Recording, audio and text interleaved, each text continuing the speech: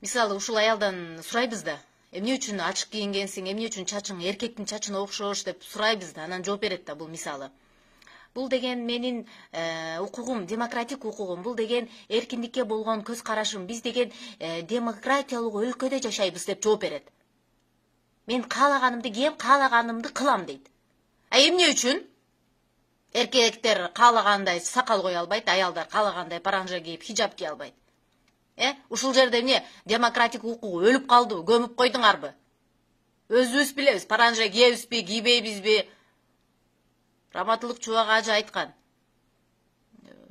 Сакал койгон Алымбек татка, сакал койбогон Курманжан татка деп. Биз аялдар Алымбек таткадай күчтүү эркектерди жакшы көрөбүз. Мисалы үчүн мен күйөөмдү сакалсыз элестете албайм да, сакал менен жүрүшүн каалайм. Анан кийин сакал менен чыгып кетсем, мыногу бабушка 2000 сом, 3000 сом штраф салып турса, анан кийин сакалы жок келсе. Эмне деген бул көрүнүш? Кайда кетти демократик укук деген? Ушул жерде өлүп калдыбы? Ушул аялдын сунушуна ким колдоп, сунушун колдой турган болсо, ошол депутаттарга каршы чыгабыз баарыбыз.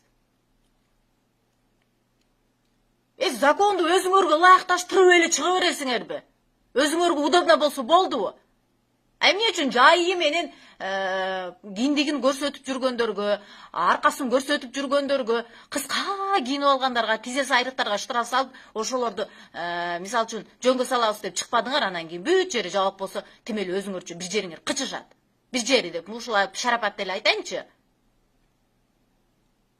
Раматылык чоң энем деле айткан.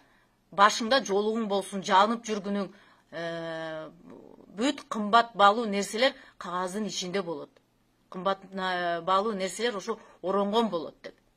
Анан кийин бул кече эле көргөн мыногу бабушка биздин паранжабызды, биздин хижабыбызды чечип салса.